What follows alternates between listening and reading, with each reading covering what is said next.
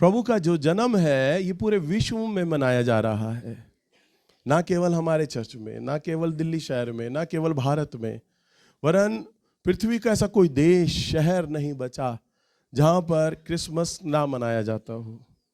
परंतु उस मनाने के पीछे जो सोच है लोगों की, वह क्या है? आज बहुत सारे वो लोग जो प्रभु यीशु मसीह को नहीं जानते, अन्य जाति परिवार से हैं, या अगर हम वेस्टर्न कंट्रीज में जाएं जहाँ पर क्रिश्चियन हैं तो सही, नाम के हैं, परंतु उनका आचार विचार व्यवहार स्वभाव गुण मसीह वाला नहीं होता है। तो आज पूरे विश्व में प्रभु यीशु मसीह का जन्म मनाया जा रहा है, क्रिसमस। तो वो किस प्रकार का मनाते हैं? उनके बीच में क्रिसमस आ जाना एक एंजॉयमेंट का दिन है। तारे लगा लेना, स्टार्स बांध लेना, लाइटिंग लगा लेना, क्रिसमस ट्री बना लेना, सेंटा को बुला लेना, किसी मोटे और लंबे आदमी को सेंटा बना देना, वो उनके बीच में नाचे गाए, उपहार बांटे, लोग ड्रिंक एंड डांस करें, शराब पिएं और नाचे गाएं। तो ये विचारधारा आज पूरे संसार में क्रिसमस को लेकर है कि बड़ा दिन क्रिसमस ये है। पर मैं चाहता हूं कि मेरी जो कलीसिया है एक वास्तविक क्रिसमस को समझे, उसका अर्थ को समझे कि वास्तविक क्रिसमस क्या है। मैं नहीं चाहता कि मेरी कलीसिया भी स्टार सजाए और डांस करे, ड्रिंक ना करे, डांस करे। हाँ, ड्रिंक आप कोल्ड ड्रिंक ले सकते हो, पर अल्कोहल नहीं, शराब नहीं। हालेलुया। पर बहुत सारे आज अन्य जाति लोग, मसीही लोग ड्रिंक करते हैं, तो वो लोग वो ड्रिंक करते हैं जो प्रभु को यीशु को नहीं जानते। समझ पा रहे हैं ना? हालेलुया। पर मैं चाहता हूं मेरी कलीसिया वास्तविक क्रिसमस, वास्तविक जन्मदिन को समझे। देखिए, स्टार हमने भी लगाए हैं, नाच हम भी गा रहे हैं, परंतु हमारा हर एक चीज आत्मा में होना चाहिए, प्रभु के लिए होना चाहिए। कई बार एक दुनियावी एग्जाम्पल देता हूं, कई बार लोग अपने छोटे बच्चों का जन्मदिन मनाते हैं। समझिएगा मैं जो बात बताना मांग रहा हूं। कई बार लोग अपने बहुत छोटे बच्चों का जन्मदिन मनाते हैं, अपने सीनियर्स को बुलाते हैं, अपने काम करने वाले जो उनके साथ लोग हैं उन्हें बुलाते हैं, रिश्तेदारों को बुलाते हैं, पड़ोसियों को बुलाते हैं, सब लोगों को बुलाते हैं। वो जन्मदिन पर घर सजाते हैं, महंगा केक बनाते हैं, खाने का इंतज़ाम करते हैं। किसके लिए? जो उनके घर में एक छोटा बच्चा है उसके लिए। सब करते हैं ना। पर जब वो बच्चे का जन्मदिन का केक काटने का समय आता है, उस बच्चे को बुलाया जाता है और हैप्पी बर्थडे का गीत गाया जाता है, केक काटा जाता है, उस बच्चे के मुंह में डाल दिया जाता है, सब लोग उसे गिफ्ट दे देते हैं और उसके बाद बच्चे को ज़मीन पे छोड़ दिया जाता है। वो बच्चा इधर उधर घूम रहा होता है, सब लोग अपने बातचीत में लग जाते हैं, एक दूसरे से मिलने जुलने में, खाने पीने में, नाचने गाने में, रिश्तेदारी निभाने में, लोग अपने सोशल सर्किल जो उनका है उनसे मिलने में। पर वो जो छोटा बच्चा है उसका सब भूल जाते हैं जिसके लिए वो इकट्ठा हुए हैं। हालेलुया। मैं नहीं चाहता कि हमारा स्टार सजाना, हमारा मिलना, गाना, नाचना, चर्च आना, हम उस बालक यीशु राजा को भूल जाए। मैं नहीं चाहता। मैं चाहता हूं मैं, मेरी कलीसिया, हम सब लोग उस बालक यीशु राजा को जाने जिसके लिए हम इकट्ठा हैं, जिसके जन्म पर हम इकट्ठा हुए हैं। हालेलुया। क्योंकि वो राजाओं का राजा है और प्रभु का प्रभु है। आज क्योंकि मैं एक पास्टर हूँ, मैं बहुत सारे सैकड़ों और हज़ारों पास्टरों को जानता हूँ। शायद आपके सुनने में ये बात नहीं आया होगा। कई पास्टर लोग आज ये शिक्षा देते हैं कि प्रभु यीशु मसीह का जन्मदिन मनाना ही नहीं चाहिए। बोलते हैं वो ये बोलते हैं, शायद आपने सुना हो, और नहीं सुना तो आगे सुनोगे। बोलते हैं प्रभु यीशु मसीह का जन्मदिन मनाना ही नहीं चाहिए। क्यों नहीं मनाना चाहिए? क्योंकि बाइबल में कहीं नहीं लिखा कि 25 तारीख को क्रिसमस था, 25 तारीख को प्रभु यीशु ने जन्म लिया। वो ये कहते हैं, और बात भी सही है कि 25 तारीख ऐसा दिन आपने भी बाइबल पढ़ा है और पढ़ रहे हो, कहीं नहीं लिखा कि 25 तारीख में प्रभु यीशु मसीह का जन्म हुआ। पर मैं उन पादरी, उन प्रचारकों से पूछता हूँ, उन विश्वासी लोगों से पूछता हूँ, लोग अपने पति पत्नी का जन्मदिन मनाते हैं, बच्चों का जन्मदिन मनाते हैं, और यहां तक कि कुत्ते बिल्लियों तक का जन्मदिन मनाते हैं। क्या हम उस उद्धारकर्ता का जन्मदिन ना मनाए जो हम पापियों के लिए आया और इस चरनी में उसने जन्म लिया, मेरे लिए, मेरे पाप के लिए क्रूस पर लटकाया गया, आपके लिए लटकाया गया, मारा गया। उसने हमें सब आशीषें दी। क्या हम उसका जन्मदिन ना मनाए? क्या हमारे वो कुत्ते बिल्लियों से भी गया बीता है? क्या हमारे जीवन साथी, हमारे बच्चों से भी वो गया बीता है? लोग तो अपने घर का जन्मदिन तक मनाते हैं, जिस घर में वो एंटर हुए थे। हमारी घर की ये सालगिरह है बिल्डिंग की, तो हमारा प्रभु यीशु मसीह क्या उस बिल्डिंग से भी गया बीता है? अरे 25 तारीख नहीं है बेशक जन्मदिन, परंतु वो कड़ाके के दिन थे। लिखा है गडरिये आग ताक रहे थे और लोग, स्वर्गदूत बैठे हुए थे, आग ताप रहे थे, और तब स्वर्गदूत आया उनके सामने। यानी यही दिन रहे होंगे जब हमारे प्रभु यीशु मसीह ने जन्म लिया। वो तो अब लगभग 40-50 साल से डेट ऑफ बर्थ का सर्टिफिकेट बनने लगा है, नहीं तो कहाँ लोग जन्मदिनों की तारीख याद रखा करते थे। किसी भी बूढ़े आदमी से पूछो, किसी भी फलाने से पूछो, भाई आप कब पैदा हुए थे, तो कहेगा बस बताते हैं तुम्हारा चाचा 9 साल का रहा था और जाड़े के दिन थे तब मैं पैदा हुआ था। ये तो उनका जन्मदिन बताने का तरीका होता है बुजुर्ग लोगों का। तो जब बुजुर्ग लोगों को अपना ही जन्म तारीख नहीं मालूम, तो 2000 साल पहले जो यीशु आया उसके जन्म की तारीख कहाँ आकी गई होगी? हालेलुया। परंतु वो एक वास्तविक सच है, एक ऐतिहासिक मनुष्य है जिसने आकर इस संसार को इतिहास के 2 भागों में अलग कर दिया, ईसा पूर्व और ईसा पश्चात। हालेलुया। वो एक वास्तविक सच है जो प्रभु यीशु मसीह आए इस धरती पर। अब हम चलते हैं कि 25 तारीख क्यों रखा गया जन्मदिन। सुनिएगा इसके पीछे का जो हिस्ट्री है। जब प्रभु यीशु मसीह जब उठा लिए गए, तब प्रभु यीशु मसीह के 12 शागिर्द प्रचार करने लगे पूरे संसार में, और प्रभु यीशु मसीह के बाद बहुत सारे शागिर्द, उनके चेले बनते चले गए, क्योंकि चेले चेले बनाते गए, चेले चेले बनाते गए। बहुत सारे विश्वासी पूरे संसार में फैलते चले गए, यहूदिया में फैलते चले गए, रोम में फैलते चले गए। और जब आया 336 ईस्वी, यानी प्रभु यीशु मसीह के जी उठाने के 336 साल बाद, रोम साम्राज्य में एक बहुत बड़ा राजा रहा करता था। उस राजा का नाम था कॉन्स्टेंटाइन, और वो एक बहुत बड़ा मूर्ति पूजक, अन्य जाति देवी देवताओं को मानने वाला था। और रोम के अंदर कई प्रकार के देवी देवताओं की वहाँ तब आराधना क्या होती थी। तब रोम के अंदर सबसे बड़ा जो उनका देवता था सूरज था, यानी सूरज जिसे आप देखते हैं, सूरज के वो उपासक थे, सूरज देवता को माना करते थे, उनका प्रमुख देवता था। और सूरज को लेकर रोम में बहुत व्रत रखे जाते, पूजाएं पाठ होती थी।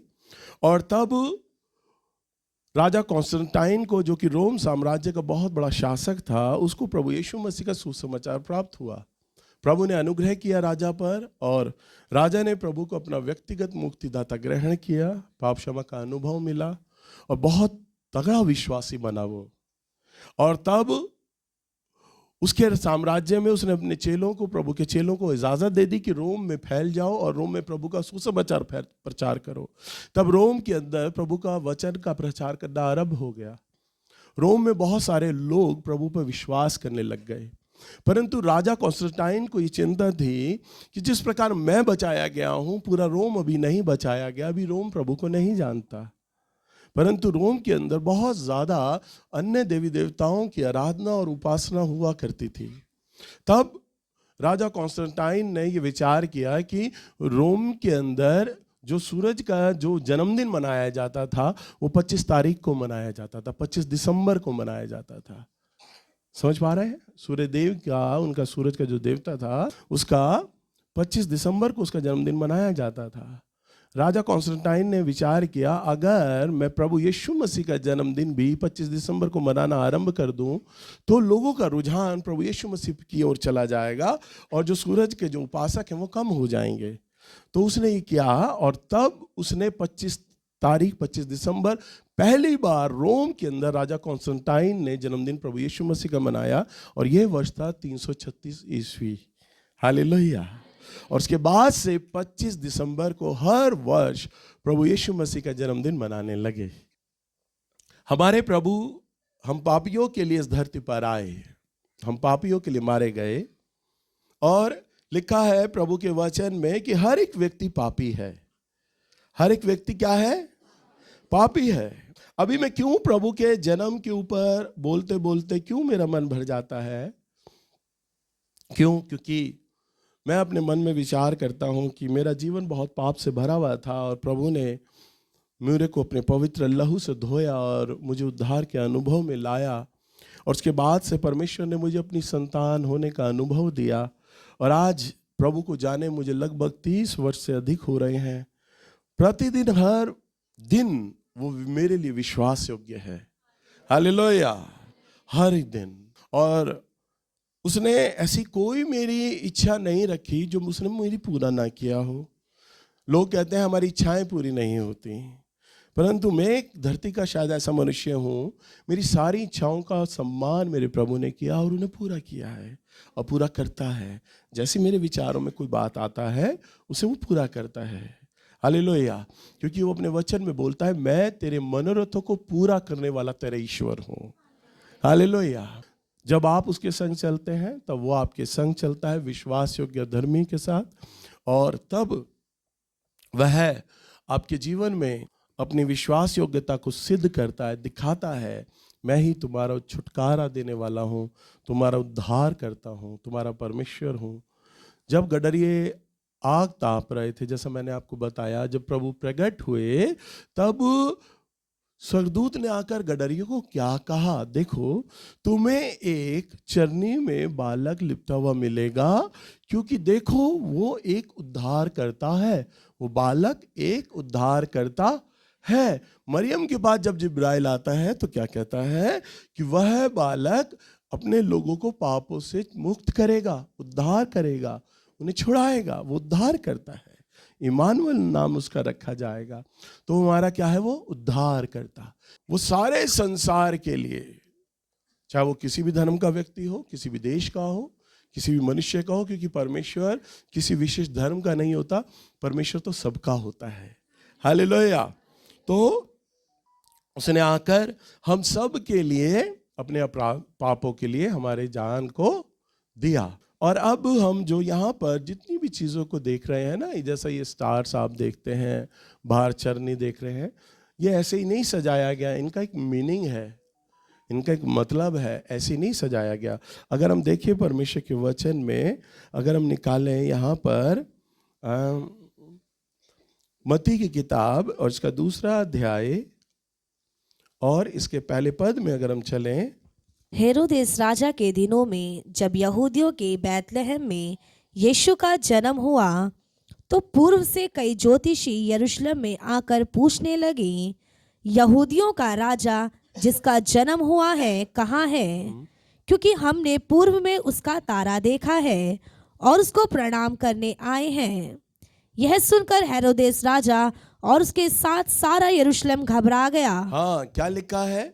तब यरूशलेम के अंदर बहुत सारे ज्योतिष आए और उन्होंने प्रभु यीशु मसीह के जन्म के विषय में बात किया, और राजा हेरोदेस को क्या कहा कि देखो, हमने पूर्व में एक तारा देखा है। हमने क्या देखा? ज्योतिषी लोग आज भी तारों और ग्रहों की गणना करते हैं, देखते हैं, पर वो तारा बिल्कुल अद्भुत तारा था। वो तारा इस प्रकार का तारा नहीं था जैसा हम लोग देखा करते हैं। वो तारा आकार में बहुत बड़ा था, और वो जो तारा था ना, सूरज के, प्रभु यीशु मसीह की क्रूस के समान था। 3, एक दुम यूं, 2 दुम राइट और लेफ्ट वाली इधर छोटी छोटी, और नीचे वाली दुम बहुत लंबी थी, बिल्कुल जैसे क्रूस हो, उस तरह का वो तारा था।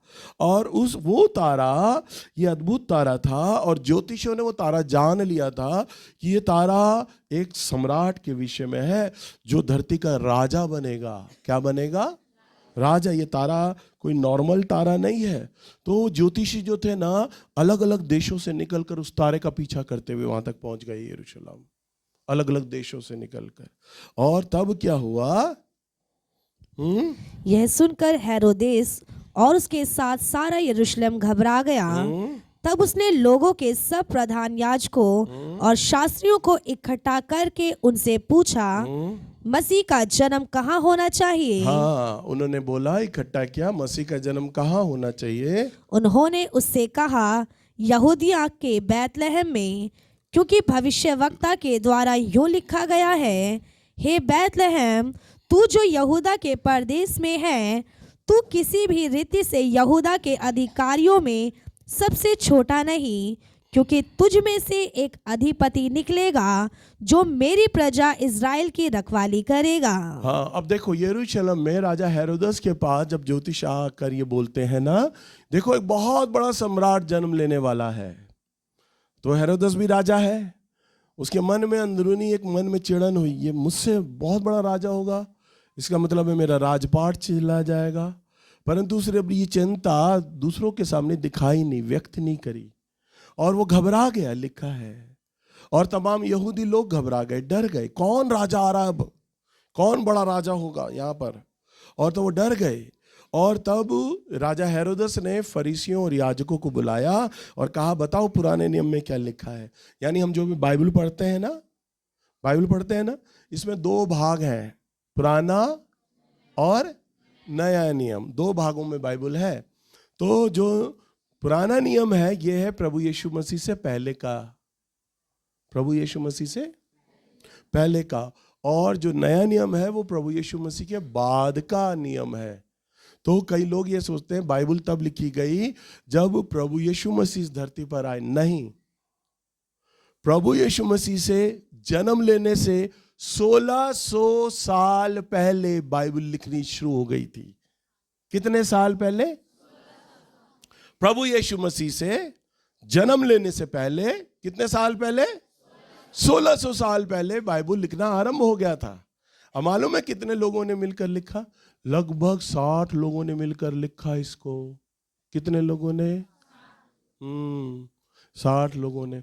और अगर बाइबल को शुरू से लेके आखिर तक बीच में पढ़ो ना, तो 60 लोग, अलग अलग परिवार, अलग अलग व्यवसाय, जिसमें राजा लोग हैं और मछुआरे हैं, वैद्य हैं और फरीसी हैं, अलग अलग उनके व्यवसाय हैं।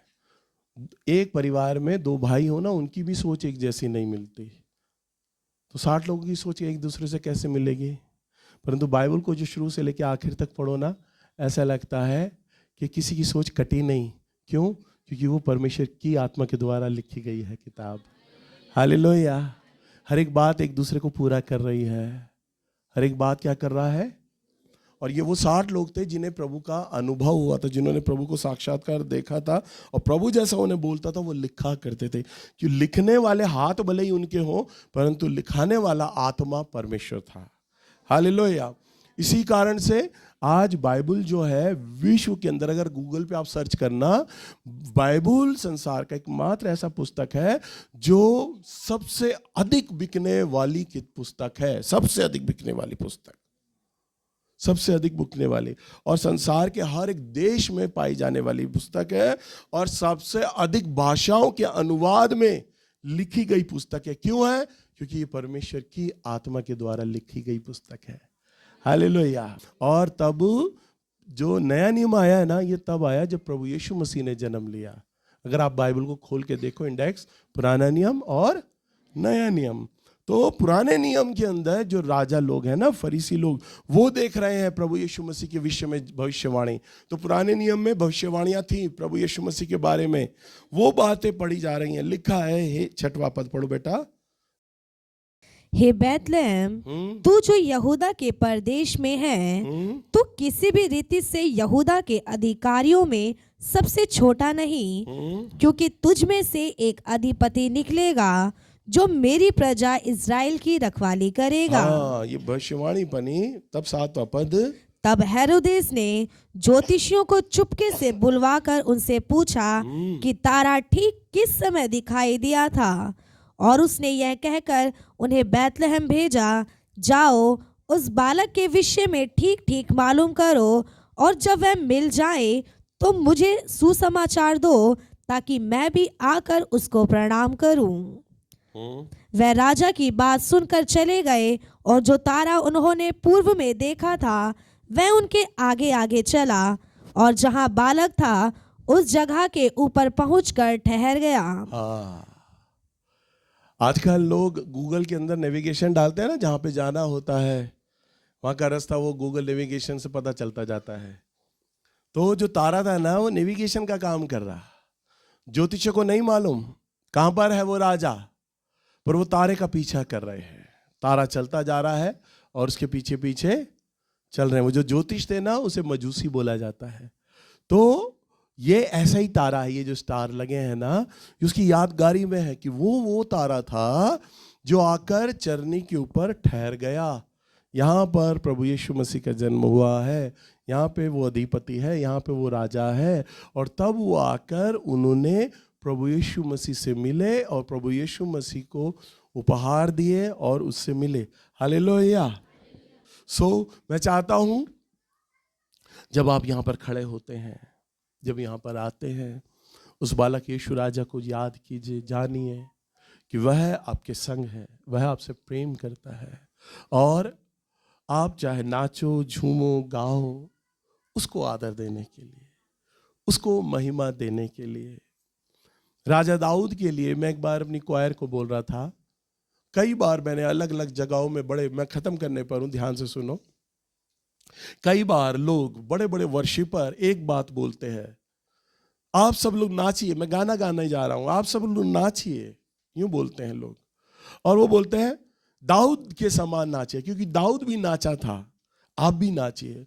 अरे दाऊद नाचा था, पर दाऊद क्यों नाचा था ये कोई नहीं बोलता। दाऊद नाचा था तो हम भी नाचे। अरे दाऊद तो परमेश्वर की मोहब्बत में पागल था।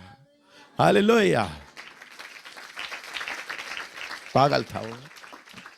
राजा होने पर भी उसने अपने राजसी वस्त्र उतार दिए, सोना चांदी उतार दिया, मोती फेंक दिए और अंगोछे पर नाच रहा है और वाचा का संदूक लिए जा रहा है। वो भूल गया मैं दाऊद का महान सम्राट हूं, राजा हूं, भूल गया और नाच रहा है, नाच रहा है।